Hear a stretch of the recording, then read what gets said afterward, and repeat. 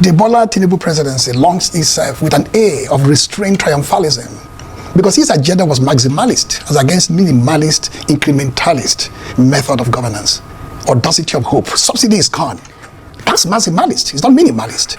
Naira flotation sending shock waves across the physical and monetary policy landscape. The expectation is that a year and a year half, this maximum agenda of reconstruction of Nigerian political economy will begin to yield results. We've seen now in the past 18, 19 months, heading to 2 years of hope transforming itself into hopelessness. Now, take your time. Listen to this video, this interview, very interesting. What you are going to hear on this video, it will shock you. Urenta Udenta, you know this man. Listen, let this man speak. Listen to what he's going to say. Watch this video to the end, a very interesting video, so that you know what is going on. Do you not understand? And make sure you share this video. You subscribe to this YouTube channel, share, like, comment, so that you get to see videos like this next time. You don't understand? Please watch. Start with an overview of the state of the various parties we have in the country, the ruling, the opposition. Is it still nascent? Let me begin from, or maybe take a step back and begin from somewhere that is more holistic. Then we dive down into the narrow domains and sites of politics and contestation of ideas and search for power. The Bola Tinubu presidency launched itself with an air of restrained triumphalism because his agenda was maximalist as against minimalist, incrementalist method of governance. Audacity of hope. Subsidy is gone. That's maximalist. It's not minimalist. Naira flotation sending shock waves across the physical and monetary policy landscape. The expectation is that a year and a year half, this maximum agenda of reconstruction of Nigerian political economy will begin to yield results. We've seen now in the past 18, 19 months, heading to 2 years of hope transforming itself into hopelessness. Of a nation under the grip of what one can call stasis and paralysis, motion without movement.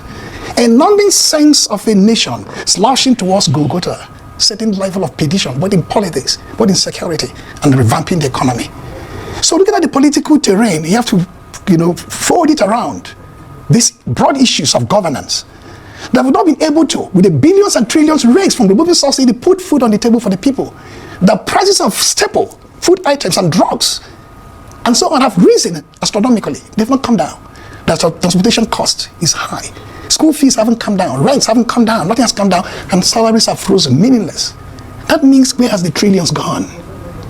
The problem is that rather than focusing diligently on the issues of governance, some noisy aides of the president are like a pack of wolves descending on any voice out there, contrarian voices that try to talk sense to the president and his team.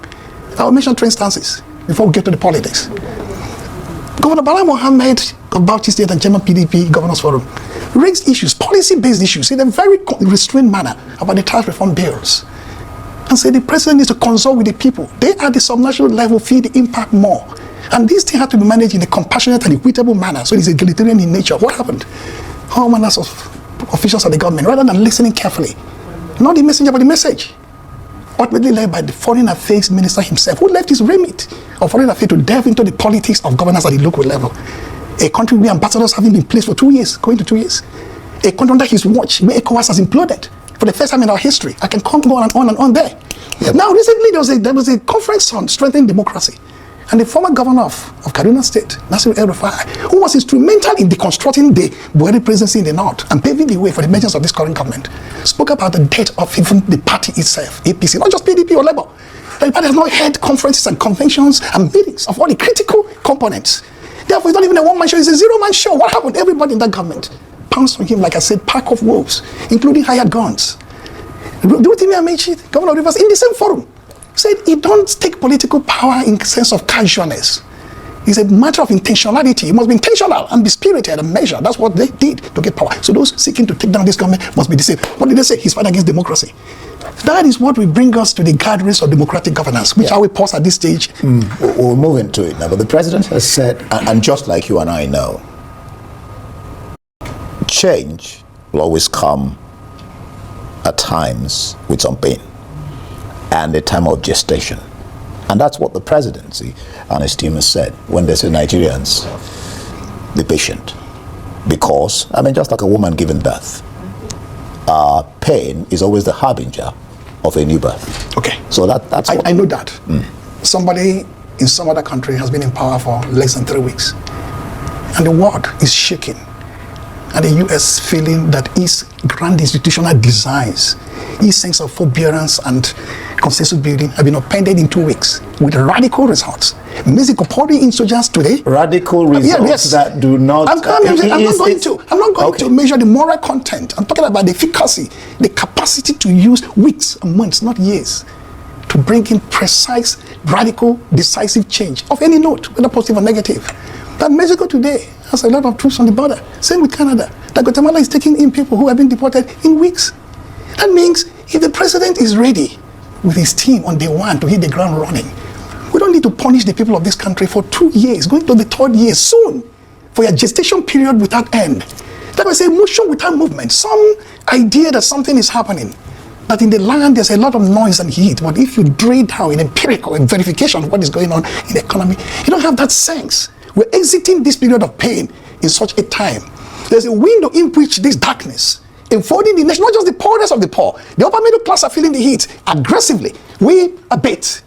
That in terms of the quality of life, the quality of medical health service delivery, the quality of all the major indices that make up a complete wholesome life in a system that build human infrastructure to secure human security, sometime it will happen. We don't know when, the first quarter, the second quarter. It is, like as I said, slouching, somehow, snoring towards a certain level of perdition. That means the 3 agendas set by the government, we don't even see a sense of coherence and cohesion to say, revamping the economy will walk through 2 critical foreign policy formulations or reforms. Remove the subsidy, float the naira, and some other things in between. It has not yielded nothing. In the next 1 or 2 quarters, INEC will unfold its timetable for the next election. By May next year, the presidential candidates of all the parties, including APC, will be known. The campaigns have started. Now, let's begin to now bring it home, because we talked about overview of the various parties in our democracy. I had Prof. Okechukwu here. He said the position is not just throwing out press statements, but if the government in power churns out a policy, you should be able to get out a policy to counter that policy, that people can look up to you. I said that because the BOT of PDP just finished their meeting. Udoke is now the national secretary. Damagum was conspicuously absent. What do you read into that? Okay. What, of course, has been playing out in an opposition party that's supposed to give the ruling party you're talking about a run for their money? Okay, good. Now, let me tell you, broadly speaking, democratic governance is anchored on the paradigm of guardrails. It's like having guardrails in your house to protect the kids, particularly from falling over. Sometimes they're wire meshes, so they can fall off. 4 key guardrails protect our democracy. And this government has utilized the instrumentality of the criminal justice system particularly, and repressive apparatus of state to tear down those guardrails. Number 1, multi-party democracy. That's what they're talking about. The crisis of the PDP is not a crisis of definition or crisis of identity. It's a crisis of the control of this soul by Queslings, those who are transported from outside inside, to destroy the coherence of the party. Are you saying? I say Queslings. If you know who a Quesling is in Norway or some Nordic country during the Second World War, a general, a warrior of the people, sold his soul to Nazi Germany and turned against his people. That means Quisling is like a traitor. Yeah, because I hope you're not towing the line. No, I'm not. I hope you're not towing the party that has lost election. The idea for the party is to recover. But if the government of the day is intent on emasculating multi-party democracy for the president to have an easy run in 2027, you'll not allow PDP or Labour. You talk about PDP, I'm not talking about Labour. Labour is splitting into 3 or 4 factions. Of course, I'm bringing because and so it's not by accident that both the NMPP that claimed to have a convention the other day, we don't even know whether it is 1 or 2.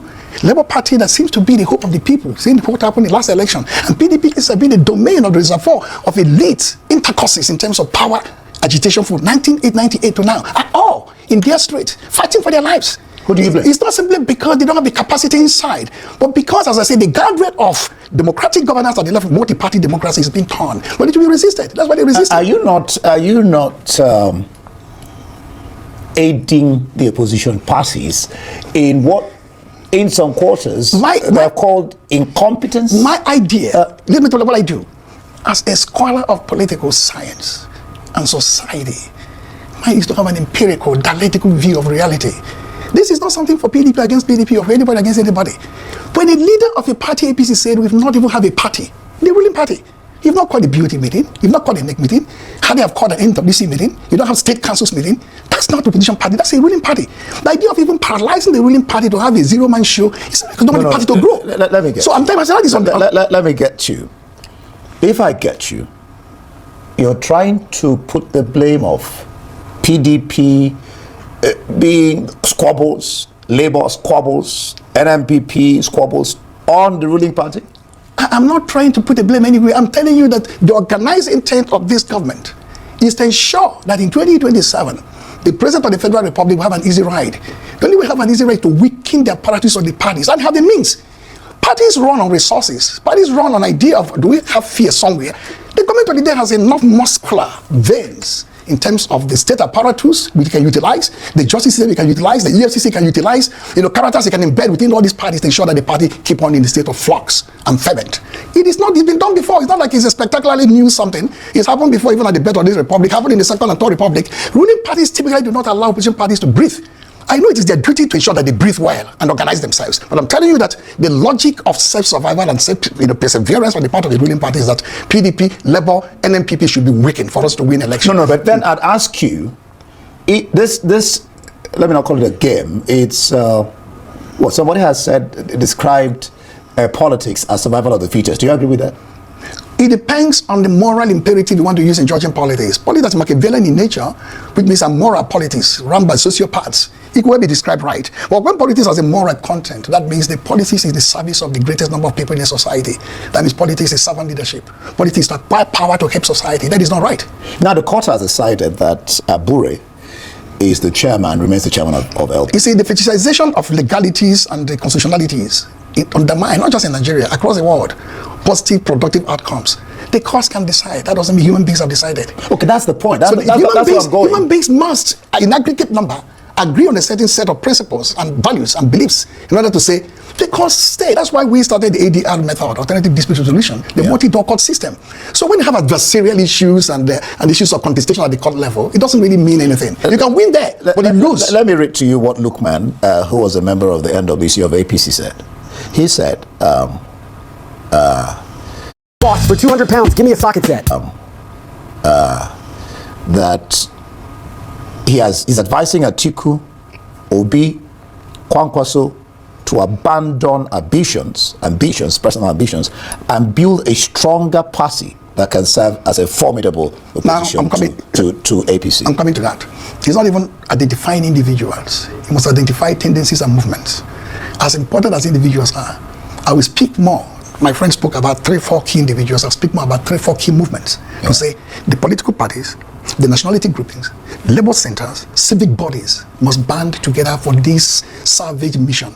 Because to save Nigeria is to save our democracy. And it's under threat. I thought only of Wanga Dre, the inter-party, multi-party. I haven't thought of civic spaces. Look at beside you, near you here, you find the place called Unity Fountain. Yeah. It is not gated. It's a criminal offense to even come to that space and protest. That's why they use bring back the girls to secure power and legitimacy and to delegitimize Jonathan and his presidency. Today, to whisper a word there against this government there, they wave hello. There's a cyber crime somewhere, there's a stalking somewhere. To say illegal IGP is now a criminal offense. So we have used that to weaponize the justice system to go against civic spaces and then shrink them and disempower them. Labour, I'm sorry to say, in spite of your intro, since the president of NLC suffered the FEX police invitation and then they arrest and release at the airport, something seems to have gone out of Labour. I was thinking in terms of the severity of the pressure on them. It's only Labour that can display this life. But that center must be recovered because you don't just say, to increase tariff means there must be consultation. Ab initio, that is placing the cart before the horse. You didn't do consultation. You didn't talk to anybody. And the Labour said, we are going to go on strike. You must carry out that strike for a day or 2 or 3. Now, because you're not even consulted.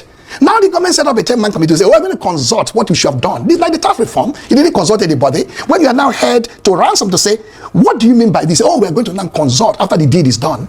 So Labour centers are now under severe stress as part of the gathering shrinking, critically the media. Sorry to say it, mainstream media, a lot of whispers out there that only the social media is alive and breathing and well, and possibly centers like this.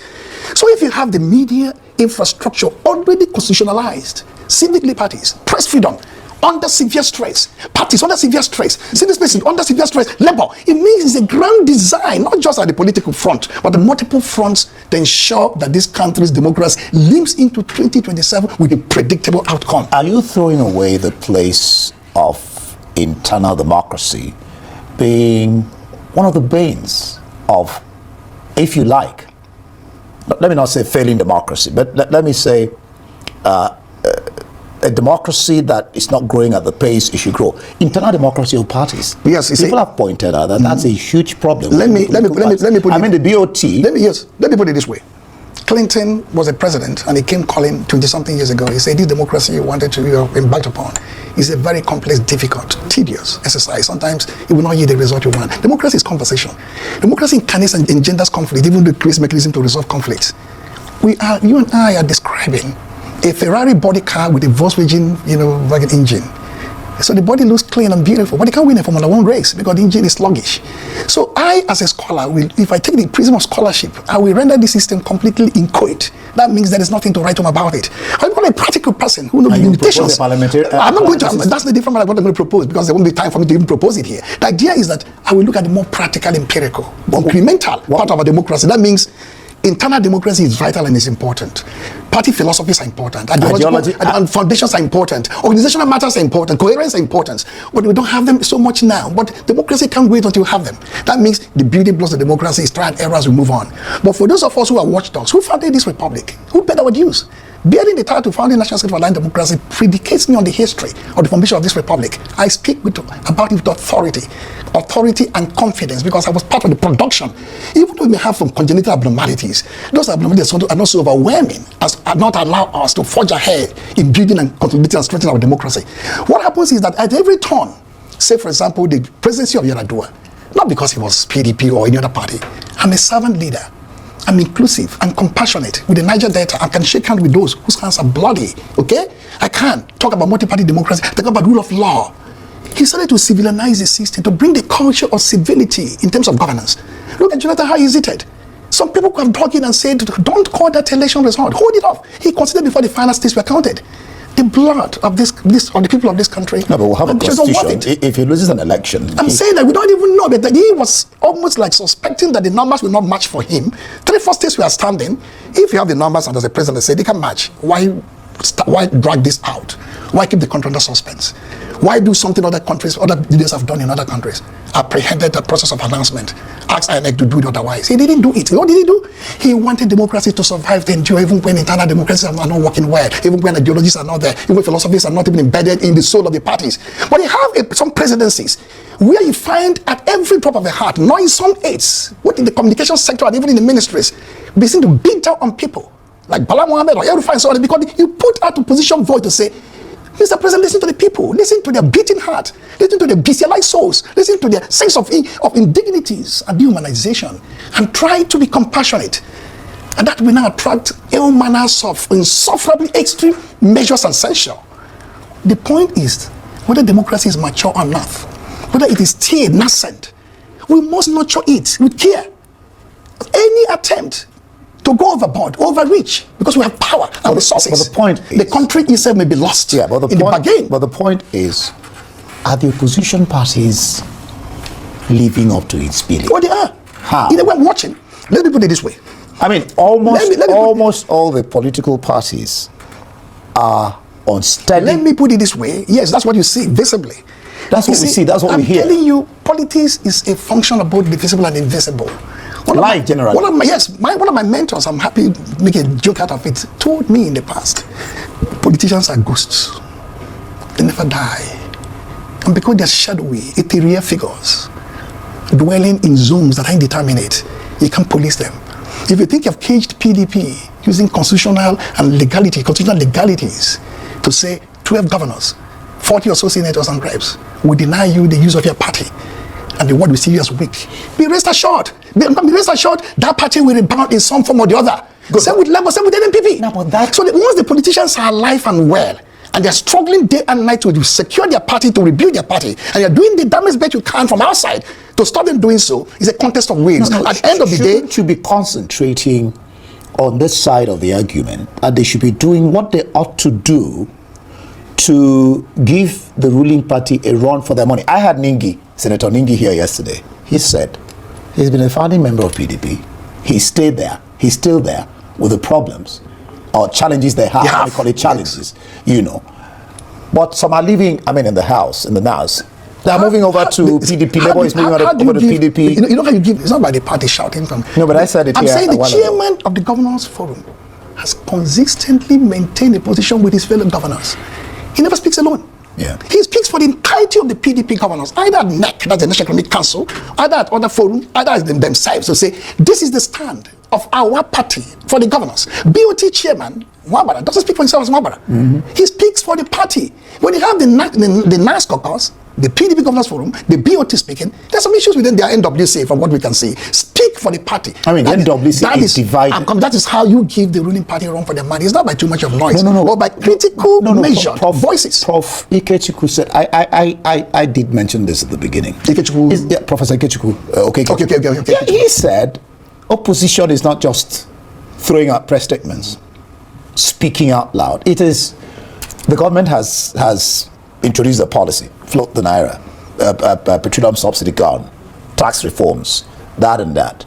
What is your own counter policy? Okay, fine. You know the way you do the counter policy? First and foremost, we have a wise saying. If you secure the land, you secure the mart. If the land is under contestation, the mart becomes anybody's affair. What is the land? The soul of a party. When you lose a party, you lose momentum, you lose membership. Sometimes in Nigeria, you lose direction. It's not like the Labour Party abroad. It's not like the Republican Party of Trump. He can lose for two cycles. Institutions are well established and they can endure. So members remain because they're ideologically charged and fired up. Here, the ideological foundation is weak. That means, why would I be in PDP when APC is there? They're sharing things. A lot of thousands of jobs being shared. Some senators could say, I can't get a good committee job. Do you blame APC? That's what PDP was doing when they were in power. Yes, it could well be. I don't hold a brief for that. I'm saying, this is what you are fighting for. The soul of your party is survivor, is institutions, is structures. If you secure that relatively good enough time, like a PDP, Labour, and others could manage it in the next 2, 3, 4, 5, 6 months maximum, you say have a year and a half in which you can then match the ruling party, policy for policy, measure for measure, ideas for ideas. Now you can throw those ideas out there. Then you can use a spokesperson and keep the party's hope alive. Don't you see that if the parties roll with this paradigm, because what you said, Mamodu has said that, Ologuabo has said that, even Atiku mentioned that about his allegations of bribe, which LDP, Labour Party countered and said, speak for yourself, don't speak for us. But if you go with that paradigm, don't you think you're weak? The party will never, we will never have an opposition in this nation. Opposition. If you're going to be blaming an external force. They're not blaming. What you do is identification. If you have a problem in a party, you must identify where it is coming from. If you can identify the source of your problem, you cannot solve the problem. Increasingly, the source of the problem of many opposition parties, not just in this era, in previous ones, is the party in power. They too want to survive. They too want to exist. But beyond that, we are not even dealing with parties alone. The other three categories are as important as the parties. If you don't have, Yes, you don't have the powerful democratic force to really guide the nation out of this mess. The parties themselves cannot even do the job alone. Thank you so much. After you listen to that, Urenta Udenta, good fine. That's why I like this guy. This man, sorry. He'll tell you. So next time, if I come, they criticize Tinubu or talk about Tinubu, and you will stand here and say, go and sit down. Tinubu is doing well. The Tinubu is doing well by you there. Tinubu, see, if you talk next time, from here, I'll just conk you. From here, I'll just go through your profile. I'll conk your picture, that profile, where you will call the criticize me instead of you to criticize your president. He's not doing well, so that he will listen. You see everything, all of them they are doing. You listen to interview now, and somebody will say because it's opposition, you have right to criticize. No, not really because opposition. Even they say APC member, as I speak to you today, they are criticizing the state government that he's not doing well. Tinubu has left the reality, the purpose of which they elected him, of which they stood by him, did everything for him to be the president of the country. Tinubu has left everything. Tinubu frustrated them. Tinubu is doing something different. And now, as we speak, yes, some people are leaving their party to APC. Some people are leaving APC and joining another party to form a strong opposition party to defeat them in 2027. Don't say because Tinubu is doing well. That's why you see those people are leaving their party to join. These people are the greedy ones among other oppositions. You see, they are leaving their party because they are the greedy ones. These are the people, when you give them power tomorrow, they will not do anything meaningful. That's why they are leaving their party, joining APC, because they are there to share money. And APC is all about sharing money now. They are there looking for, they feel that that party is where they can quickly get what they wanted, because they know APC, when you support them, the probability you quickly get position, because they are the ruling party now. They are not patient. Do you understand? It's not because Tinubu is doing well, that's why they are decamping to APC camp. No, it's because of the selfish interest. You see how many people don't resign? People who contest, who campaigned for Tinubu, who stood by Tinubu, who did everything for Tinubu to be the president. Some of them, they left, they resigned from APCU. Today they are criticizing Tinubu government, that Tinubu, they don't know what he's doing, that Tinubu will not come in 2027. They want to form a strong opposition. Do you want me to mention names? How many people, strong APC members, who have resigned from APC since Tinubu took over?